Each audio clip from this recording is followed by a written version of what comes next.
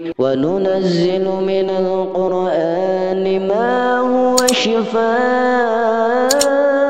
ورحمة للمؤمنين ولا يزيد الظالمين إلا خسارا. Assalamualaikum warahmatullahi wabarakatuh. Syukur alhamdulillah kita masih diberikan begitu banyak kenikmatan sehingga kita bisa bertemu kembali di channel ini. Salawat dan salam semoga selalu dan tetap tercurah limpahkan kepada junjungan kita semua, yaitu baginda Nabi Muhammad sallallahu alaihi wasallam. Allahumma sholli ala sayyidina Muhammad wa ala ali sayyidina Muhammad. Doa dan harapan saya, semoga sahabatku semua selalu diberikan kesehatan, diampuni dosa-dosanya, dikabulkan segala hajatnya, serta dilapangkan rezekinya oleh Allah Subhanahu wa Ta'ala. Amin ya Rabbal Alamin. Sahabat beriman rahimakumullah, mengerjakan sholat 5 waktu adalah kewajiban yang tidak boleh ditinggalkan oleh umat muslim. Sholat juga merupakan tiang agama dan menjadi amal yang pertama kali dihisab di hari kiamat.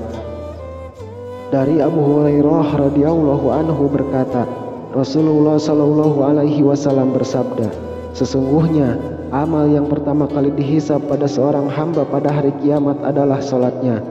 Maka jika salatnya baik, sungguh ia telah beruntung dan berhasil, dan jika salatnya rusak, sungguh ia telah gagal dan rugi. Jika berkurang sedikit salat wajibnya, maka Allah Ta'ala berfirman, lihatlah, apakah hambaku memiliki salat sunnah, maka sempurnakanlah apa yang kurang dari salat wajibnya. Kemudian begitu pula dengan seluruh amalnya. Hadis riwayat Tirmizi.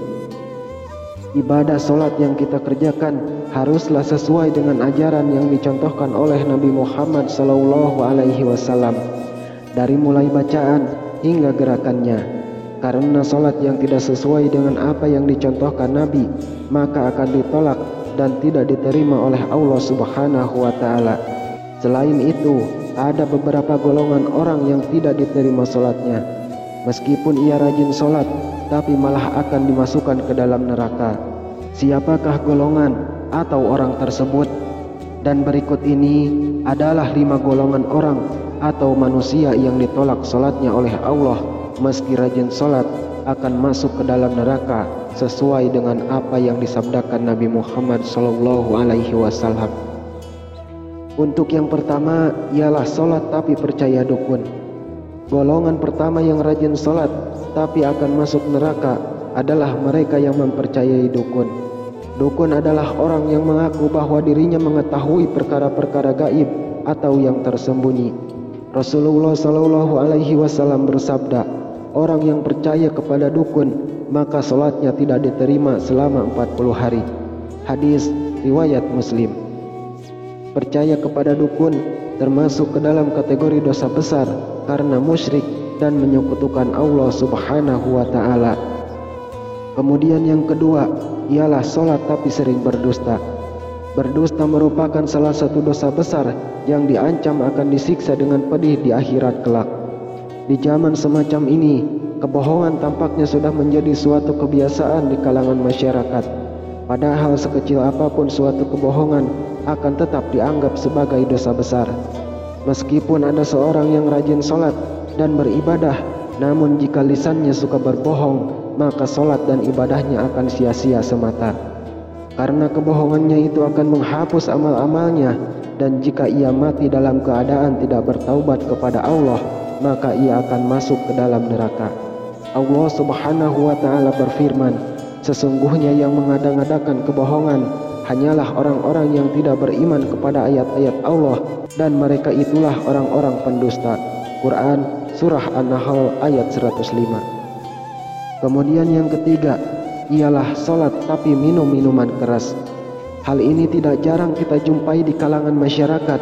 Bahkan tidak sedikit sekali orang yang memperkuat salat namun suka minum minuman keras. Inilah akibatnya jika menganggap salat sebagai suatu rutinitas semata, sehingga dalam melaksanakan salatnya tidak dibarengi dengan hati yang ikhlas. Minum minuman keras merupakan segala jenis minuman yang memabukkan, dan minuman semacam ini sangat dilarang oleh agama Islam. Tidak sedikit orang yang sholat belum tentu dapat terhindar dari minuman keras atau khamr. Rasulullah Shallallahu Alaihi Wasallam sendiri berkata bahwa setiap minuman keras itu merupakan induk dari segala macam kejahatan. Bahkan Rasulullah Shallallahu Alaihi Wasallam juga melarang setiap muslim untuk mendekati khamr, apalagi meminumnya baik sedikit ataupun banyak. Khamr merupakan barang haram yang tidak boleh diminum oleh orang yang beragama Islam. Rasulullah Shallallahu Alaihi Wasallam juga melaknat orang-orang yang berhubungan dengan minuman khamr. Untuk itu, sebagai umat Islam, wajib hukumnya untuk menghindari khamr dan menjauhinya, dan segera mungkin bertaubat jika pernah meminumnya. Rasulullah Shallallahu Alaihi Wasallam bersabda, barang siapa meminum khamr, tentu Allah memberi minum kepadanya dari air panas neraka jahanam. Hadis riwayat Al-Bazar. Kemudian yang keempat ialah sholat tapi sering menggunjing kejelekan orang lain. Allah Subhanahu wa Ta'ala berfirman, apakah yang memasukkan Anda ke dalam sakor atau neraka?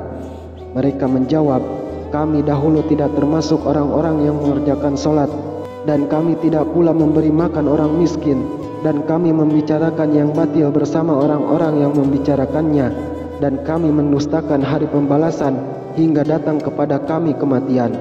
Maka tidak ada lagi bagi mereka syafaat dari orang-orang yang membagikan syafaat Quran. Quran Surah Al-Mudaththir ayat 42 sampai 48. Dalam ayat tersebut, salah satu penyebab orang masuk neraka merupakan karena suka membicarakan keburukan orang lain. Orang yang mendirikan sholat namun suka membicarakan kejelekan orang lain, maka ia akan ditempatkan di dalam neraka sakor. Allah Subhanahu wa Ta'ala berfirman, hai orang-orang yang beriman, jauhilah kebanyakan berburuk sangka. Berburuk sangka itu dosa, dan janganlah mencari-cari keburukan orang lain, dan janganlah menggunjing satu sama lain. Adakah seseorang di antara kamu yang suka memakan daging saudaranya yang sudah mati? Maka tentulah kamu akan merasa jijik kepadanya. Dan bertakwalah kepada Allah, sesungguhnya Allah Maha Penerima Taubat, lagi Maha Penyayang. Quran Surah Al-Hujurat ayat 12. Kemudian yang kelima ialah sholat namun mengabaikan anak yatim. Orang-orang yang sholat namun mengabaikan anak yatim merupakan termasuk dalam golongan orang-orang yang mendustakan agama. Hal ini sudah jelas diterangkan dalam Quran Surah Al-Ma'un.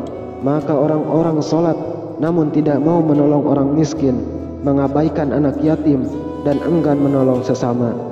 Hal tersebut merupakan termasuk dalam golongan orang-orang yang celaka, sehingga sekalipun ia ahli ibadah, maka ia juga dapat masuk ke dalam neraka karena ia menyia-nyiakan anak yatim. Sahabat beriman rahimakumullah, hikmah yang bisa kita ambil dari penjelasan tersebut adalah siapapun orang yang sholat tetapi masih melakukan hal-hal yang disebutkan tadi, niscaya ia akan masuk ke dalam neraka, apalagi orang yang enggan atau tidak mau mengerjakan sholat. Wallahu a'lamu bishawab. Wassalamualaikum warahmatullahi wabarakatuh.